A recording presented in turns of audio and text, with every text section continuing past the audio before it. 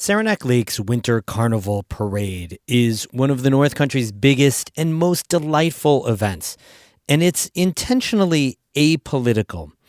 But one parade vehicle this year brought all kinds of politics and questions about hate speech and free speech to the event.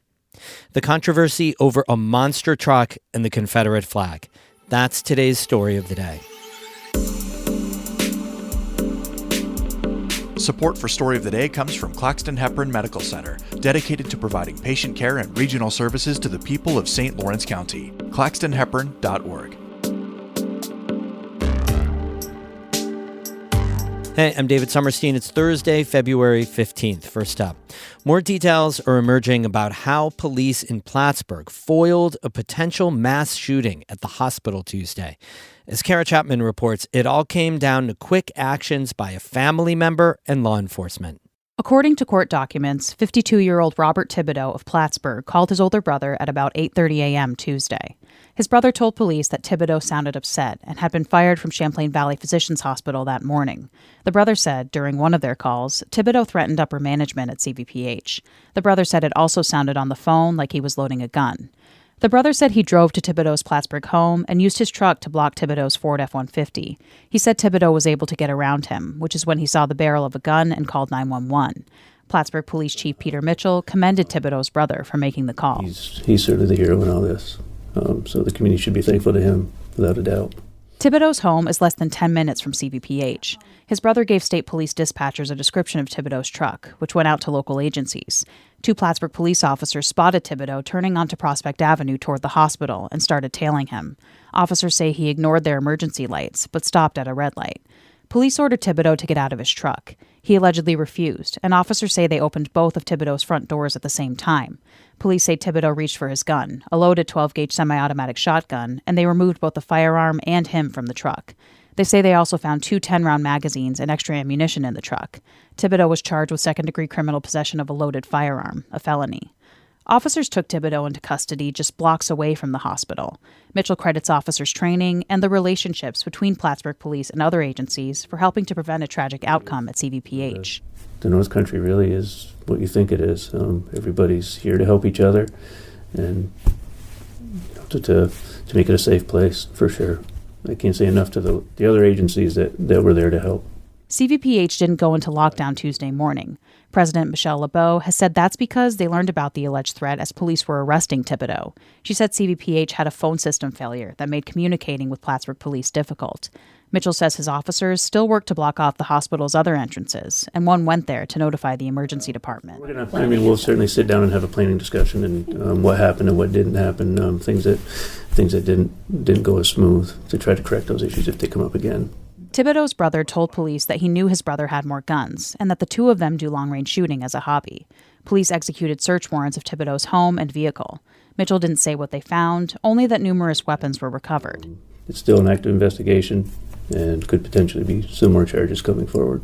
Mitchell says police contacted the county's mental health department about connecting Thibodeau with services while he's in custody. So we want to make sure that he gets some help in there and he's not just left there alone. The chief says while the incident centered around the hospital, it could have targeted anywhere: the mall, the supermarket, a school. The heightened awareness is good for just people to know, to be aware of your surroundings whenever you're out and around. Be aware, and if you see something, then say something. It worked in this case. Thibodeau remains in custody at the Clinton County Jail on $250,000 cash bail. Kara Chapman, North Country Public Radio, Plattsburgh.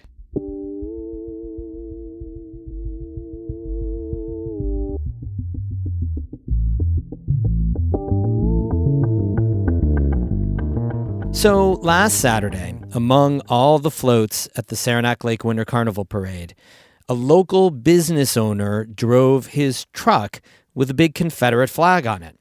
As Emily Russell reports, the incident is raising questions over free speech and hate symbols. The Winter Carnival Parade is the biggest event of the year in Saranac Lake. Thousands of people line the streets downtown. There are elaborate floats and fun dance performances by groups like the Canoodlers and the Lawn Chair Ladies. Last Saturday, as part of the parade, a monster truck drove down Main Street. It was decked out in red, white, and blue. Many people flocked down, loved it. That's Tom Dupree. He was driving the monster truck. There were some people booing, but Dupree says he didn't see or hear any of that.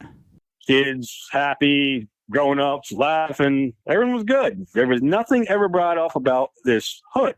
The sides of Dupree's truck had the stars and stripes of the American flag.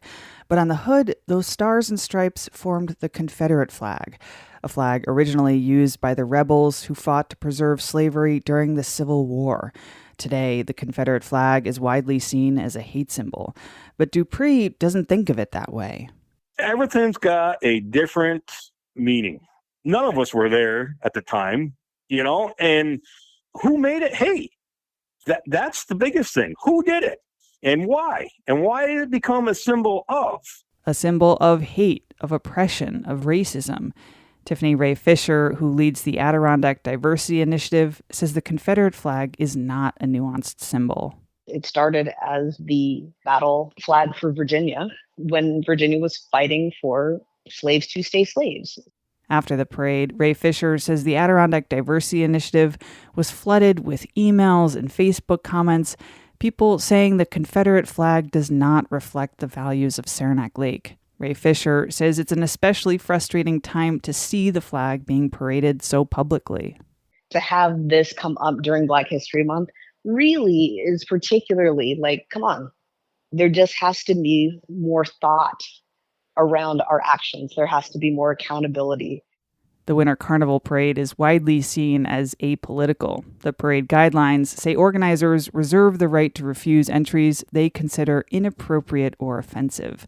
That actually played out this year, though with a different group in the parade that had signs protesting the war between Israel and Hamas. According to the Adirondack Daily Enterprise, the parade organizer confronted that group after the parade. He said they crossed a line and wouldn't be allowed to march in the future if they had similar political signs. Ken Hitch is an Episcopal reverend from Lake Placid. He marched with that group and stands behind their messaging. What we were hoping to achieve was to raise awareness around the humanitarian crisis that's happening there with thousands of innocent civilians, women and children being killed in Gaza. Meanwhile, the truck with the Confederate flag was approved to be part of the parade. The owner, Tom Dupree, says he sent photos of his truck to organizers ahead of the parade, and he says he got no pushback. NCPR reached out to the Winter Carnival committee and the parade organizer, but haven't heard back.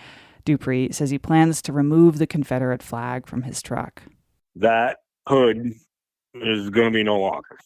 This truck was never meant to be on a hate level, and it was designed to be on the fun level. So I plan on getting together and doing a different wrap, maybe on the whole truck. Some people in the village came to Dupree's defense, writing on Facebook that they didn't see anything wrong with the Confederate flag. It's a symbol that appears all around the North Country, along with other symbols associated with hate and racism. Despite this incident, Tiffany Ray Fisher from the Adirondack Diversity Initiative says overall she's hopeful. She says there are ongoing efforts to celebrate Black heritage in the region. I feel very proud to be a Black person, not only in our state, but specifically in the Adirondacks, because of the efforts that are being done. And they're, again, community efforts being done to say, we care about this history. This is our history. And to be embraced and held by your community that way, when that historically has not always been the case, it feels good. It's important, and it's necessary to do so. The Saranac Lake Winter Carnival Committee is hosting an emergency meeting today to talk about the controversies from Saturday's parade. Emily Russell, North Country Public Radio, Saranac Lake. We have more news all the time on our website, ncpr.org.